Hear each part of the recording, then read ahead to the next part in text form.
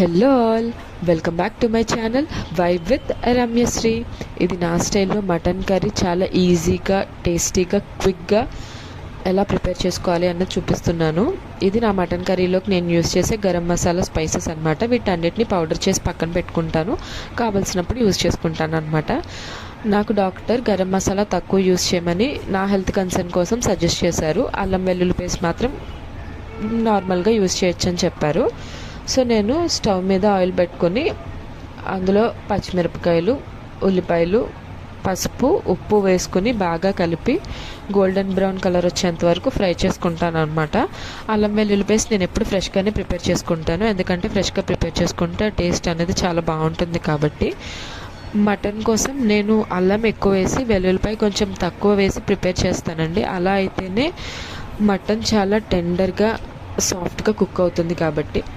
అల్లం వెల్లుల్లి paste add చేసిన తర్వాత దాన్ని కొంచెం సేపు ఫ్రై చేశాక అప్పుడు నేను అందులో మటన్ పీసెస్ అనేవి యాడ్ చేస్తున్నాను. నాకు ఇందులో ఫ్యాట్ పీసెస్ అనేవి 4 ఇచ్చారండి. గెలబోటు అంటాం కదా, బోటి కాదు గెలబోటు. అవి చాలా ఫ్యాట్తో చాలా బాగుంటాయి, కర్రీకి చాలా టేస్ట్ ఇస్తాయి అన్నమాట. దాంతో గోంగూర గెలబోటు అనే రెసిపీ కూడా చేసుకుంటారు. నెక్స్ట్ నేను అది మీకు చేసి చూపిస్తాను. ఇప్పుడు మటన్ అంతా వేసుకొని బాగా కలిపేసుకున్న తర్వాత నేను అలాగే మూత పెట్టి ఒక 15 మినిట్స్ సిమ్లో దాన్ని అలా ఉడకనిస్తాను అనమాట. అప్పుడు మటన్లోంచి వచ్చిన వాటర్తో అది బాగా ఉడుకుతుంది. కుక్కర్లో పెట్టింది మా ఇంట్లో తినరండి ఎవరు ఇష్టంగా. ఈ టేస్ట్ వేరు, ఆ టేస్ట్ వేరు ఉంటుంది కాబట్టి ఇలా ఒక 15 to 20 మినిట్స్ నేను మూత పెట్టి మగ్గించుకుంటే చూస్తున్నారు కదా మటన్ ఎలా కుక్ అయిందో.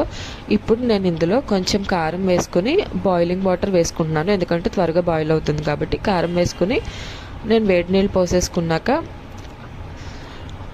కర్రీ కొంచెం ఉడికింది అన్న స్టేజ్లో కొంచెం గరం మసాలా యాడ్ చేసుకుంటాను. చెప్పాను కదా ఒక 1/2 టీ స్పూన్ మాత్రమే యాడ్ చేస్తానని. ఒక 1/2 టీ స్పూన్ గరం మసాలా ఇందులో యాడ్ చేసుకుంటాను.